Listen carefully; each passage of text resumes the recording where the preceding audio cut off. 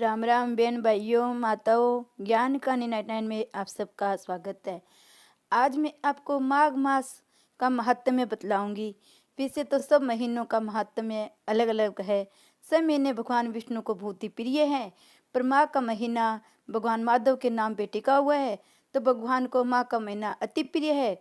माघ के महीने में स्नान करने से, दान करने से भगवान बहुत ही खुश होते हैं। इस महीने की महिमा जानते हैं। इस माह से मांगलिक कार्य प्रारंभ हो जाते हैं। इस माह में पवित्र नदियों के तट पर मेला लगता है। इस माह में सूर्य जब उत्तरायण होने लगता है तो धीरे धीरे ठंड भी कम होने लगती है। इस माह में हेमंत ऋतु के बाद शिशिर ऋतु का प्रारंभ होता है। माघ महीने की शुक्ल पंचमी से वसंत ऋतु का आरंभ हो जाता है।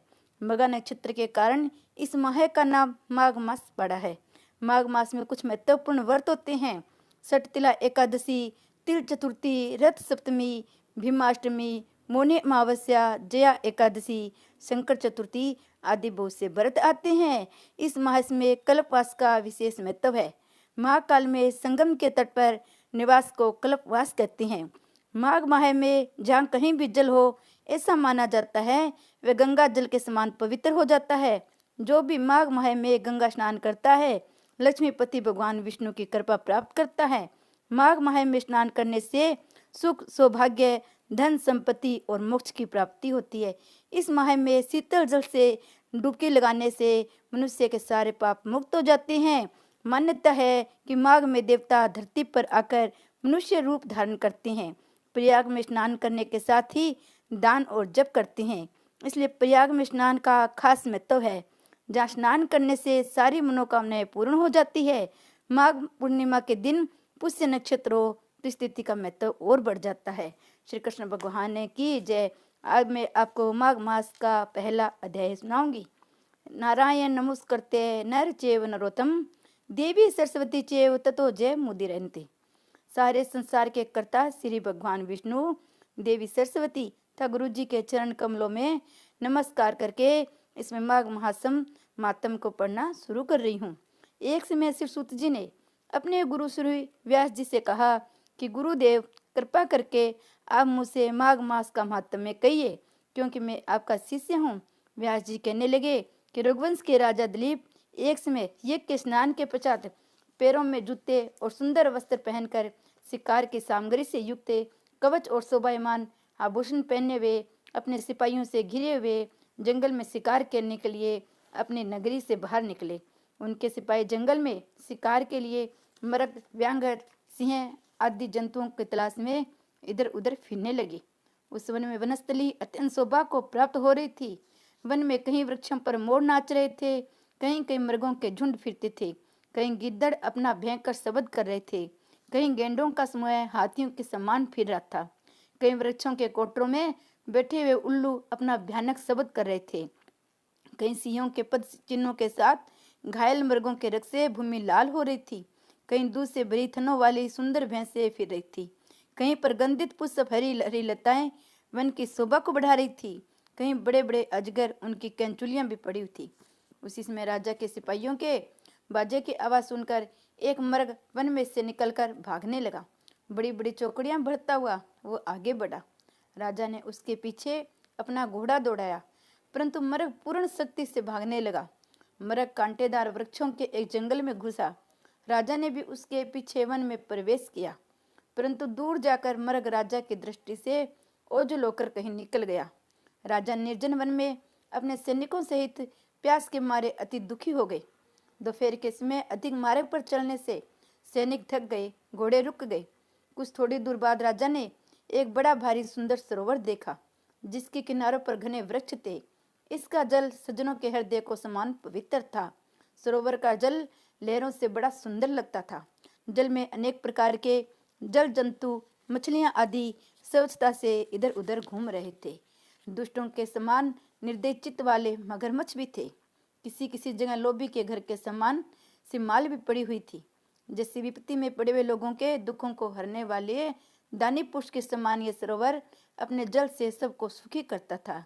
जैसे मेघ चालक के दुख को हरता है, सरोवर को देखकर राजा की थकावट दूर हो गई। रानी को राजा ने वहीं विश्राम किया।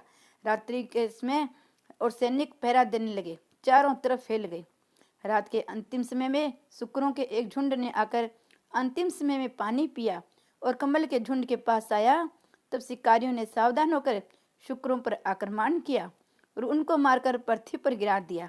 उसमें जब शिकारी कोलाहल करते हुए बड़ी प्रसन्नता के साथ राजा के पास गए और राजा प्रभात हुआ देखकर उनके साथ ही अपनी नगरी की तरफ चल पड़े।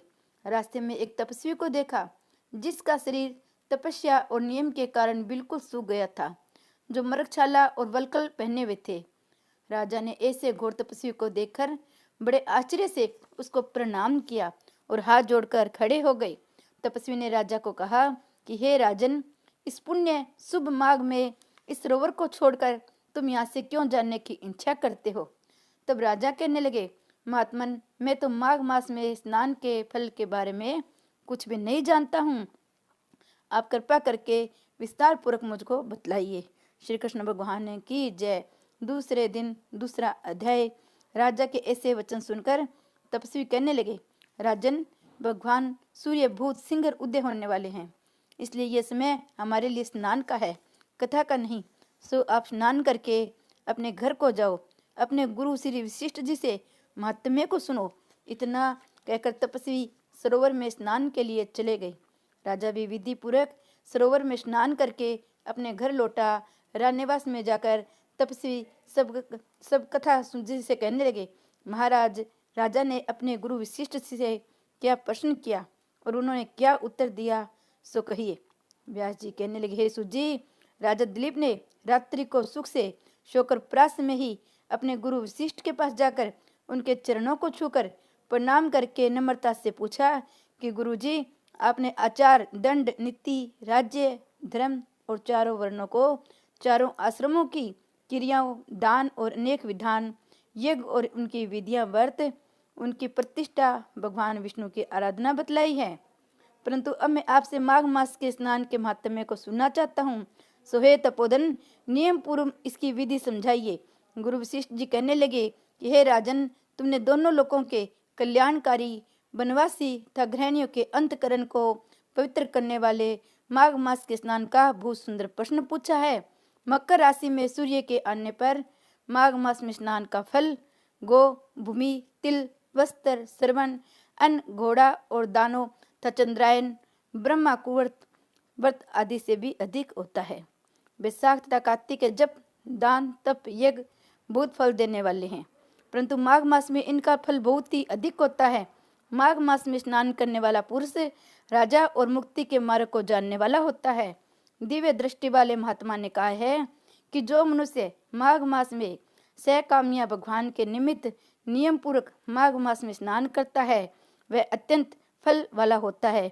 उनकी शरीर की शुद्धि, प्रीति, ऐश्वर्य, चारों प्रकार के फलों की प्राप्ति होती है। यह अदिति ने 12 वर्ष स्नान किया। इससे तीनों लोगों को उज्जवल करने वाले 12 पुत्र उत्पन्न हुए। माघ मास में स्नान करने से ही रोहिणी, सुभंग, अरुंधति दानशील हुई, इंद्राणी के समान रूपवती होकर प्रसिद्ध हुई। जो माघ मास में स्नान करते हैं, देवताओं के पूजन में तत्पर रहते हैं, उनको सुंदर स्थान, हाथी और घोड़ों की सवारी, दान का द्रव्य प्राप्त होता है। अतिथियों से उनका घर भरा रहता है। उनके घर में सदा देव, वेद, धमनी होती रहती है। वह मनुष्य धन्य है जो माघ मास में स्नान करते हैं, दान देते हैं, व्रत और नियमों का पालन करते हैं। दूसरे पुण्यों के छीन होने से मनुष्य स्वर्ग से वापिस आ जाता है, परंतु जो मनुष्य माघ मास में स्नान करता है वह कभी स्वर्ग से वापिस नहीं आता है। इससे बढ़कर कोई नियम, तप, दान, पवित्र और पाप नाशक नहीं है। भृगु जी ने मणि पर्वत पर विद्याधरों को यही सुनाया था। तब राजा ने कहा कि हे ब्राह्मण, भृगु ऋषि ने कब मणि पर्वत पर विद्याधरों को उपदेश दिया था, सो मुझे बतलाइए। तब ऋषि जी कहने लगे कि हे राजन, एक समय 12 वर्ष तक वर्षा न होने के कारण, सब प्रजा छीन होने के कारण संसार में बड़ी उद्विग्नता फैल गई। हिमालय और विंध्याचल पर्वत के मध्य का देश निर्जन होने के कारण श्राद्ध, तप तथा स्वाध्याय सब कुछ छूट गए। सारा लोक विपत्तियों में फंसकर प्रजाहीन हो गया। सारा भूमंडल फल और अन्न से रहित हो गया। तब विंध्याचल से नीचे बहती हुई नदी के सुंदर वृक्षों से आच्छादित अपने आश्रम से निकलकर श्री भृगु ऋषि अपने शिष्यों सहित हिमाचल पर्वत पर गए। इस पर्वत की चोटी नीली और नीचे का हिस्सा सुनहरी होने से सारा पर्वत पीताम्बरधारी श्री भगवान के सदृश लगता था। पर्वत के बीच का भाग नीला और बीच बीच में कहीं कहीं सफेद स्फटिक होने से तारों से युक्त आकाश जैसी शोभा को प्राप्त होता था।